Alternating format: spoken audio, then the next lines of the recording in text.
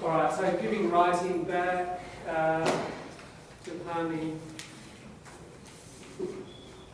Thank you. There we go. Alright, so what I'm going to talk about is how to push it further. If you did pass, and you're sitting on a 3+, how do you get it to 4? If you're on a 3, how do you get it to 3+, etc. If you're on a level 5, how do you get it to 6?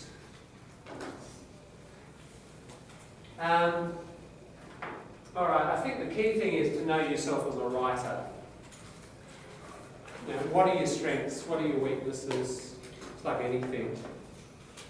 And I think if we take this bit of writing, I mean, you've had pieces of writing before, and I've given you suggestions about just to try to put the categories down. Have a quick look at the dominant categories and say, you know, watch, T, PR, N, whatever, and everyone's a little bit different. Alright, I've done that less this time, because what I want you to do is figure it out for yourself. You're going to get more out of the process. What I would like you to do is, we'll start in a few minutes. Probably won't use the whole time to complete it, but we'll get you going on it. And tonight, finish the exercise. So what you have to do is you have to get a bit of writing. I'll just do it with a piece of writing here. And I've given you this. And basically you can use these lines here to tally. Tally means add up. So tally them. Tally is just when you add up simple figures. 5 plus 3 plus 2 plus 1, plus 7. That's tally. Tally them. For example, I'll just do this piece. Right, there's one SP. Gets 1. A article, there's 1. There's 2. There's a P. There's a 1 on that page. There's a wrong word. 1. There's an article. 1. There's a T. Right over the page. There's an SP. Another SP. There's a P. There's a P. There's a WW. Okay. I mean, that's not many. This person did well. Okay, so, you know, add up your score. Pretty clear, isn't it? I mean, most of you have more errors than that, so you'll get a stronger sort of profile. But, sorry, that's the wrong word. You know, this person needs to concentrate on punctuation and articles. And go further than that, like, okay, what's the problem with punctuation? Punctuation's a big category. Look at your own category. Is it capital letters? Maybe and that's pretty simple to sort out. Is it commas? Are you putting commas where there should be a full stop? Or are you putting full stops where there should be commas? Or is it semicolons? You know, within each category, you have to ask yourself, what's my further problem? So go in, once you've identified your top 3 or 4 error types, go further in. For example, articles. Articles are you missing the article? You're just not putting anything or the. It's absent. Or are you overusing the? You know, or are you overusing a? They're very different mistakes, aren't they? They're quite different. Now, you may not find 100% pattern there, but you might find, 70, 80% of the time, I'm putting the when it shouldn't be there. So that's something pretty important to understand. Not only am I making an article error, but I'm making that kind of error. You need to have your top 3 or 4 errors sorted out. Let's go back to this idea I've introduced quite a lot, talking about quite a lot, this logarithmic curve, you know. I've done it with students working in the past. If you actually quantify, so when we work out quantity, okay? But when you're adding things up, you quantify. Think of the lesbian study, it's all quantified, isn't it? So many kids had this score for anxiety, these kids had this score, whatever, quantifying. So a lot of scientific study quantifies it. What you find is most people, I mean, you have lots of different kinds of errors, but it's the top 4 or so.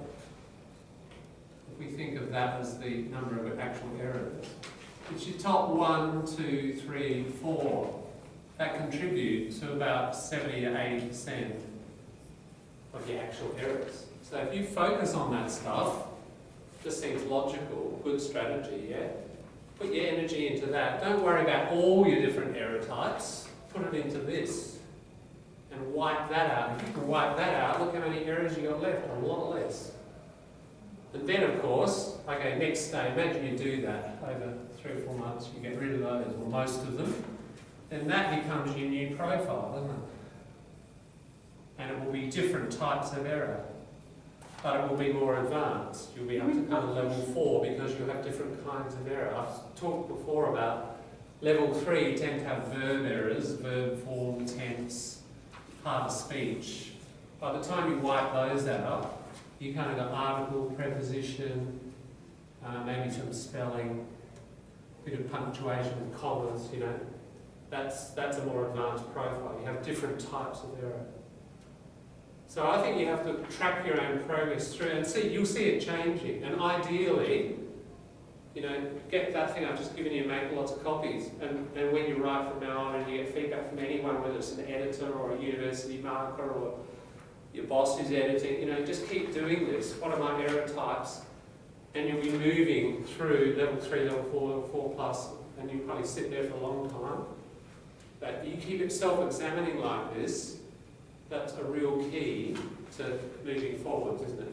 Only self-analysis is really going to sharpen your ability to analyse the problems you've got. So we're going to start that in a minute. Not so much even looking at actual, I mean, you need to correct the piece, sure, but it's this next level of sort of self-observation. Marley, you saying something? About I've got it. You said we have to go for the important one first, Yeah. eliminate them, and then go for the symptoms. Yeah, now there is a little bit of a mix here between, as I've said, quantity, and I have talked about, remember that diagram about the quality of error too. So verb, tense, part of speech, they're sort of bigger, heavier problems. So, you know, if this person's got this problem, that's not a very strong error. So that's out here. Articles tend to be quite light. That's not so many, but I think that creates more. These two are heavier errors. They actually create more problems than these. So you've got to balance it off a bit. Like, all right, that's a heavy error. There's only one. I'd put this in to watch as well. If you get a wrong word, you use the wrong word, it's fairly kind of strong, disturbs meaning a bit. You know. What about tense and numbers like new, singular? Or yeah, number sits sort of in the middle there. Tense is a problem. Tense is anything to do with the verb. I've said it before. The verb is like the centre of your sentence, the core. If you have a problem at the core, that's more kind of damaging overall. I mean, we're speaking very generally here, but that's the overall tendency. I think because for me, one of the higher ones, tense. Yes. So, your particular problem with tense in that piece wasn't, it was just almost a genre thing rather than grammatical, I felt. You just, when we're writing in that particular way, you use the present tense. So as soon as you understand that, I mean, I doubt whether you actually make that grammar error for that particular mistake you were making form there. is different with verb tense. Yes, verb form is different. Verb form is like, you could say,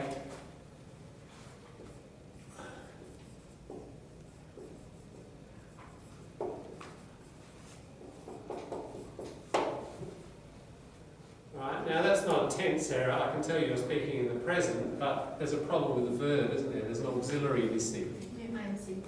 All right, so it's a problem with auxiliaries, or it's you're writing the active instead of the passive. So it's active-passive stuff, it's auxiliaries, that sort of thing. It's not actually in time, it's some other problem with the verb form.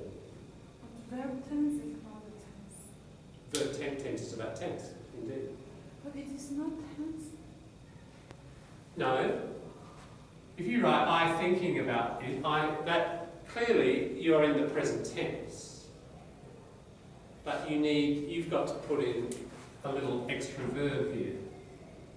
Right? That's about the form of the verb. You've got the tense, you haven't got the right form.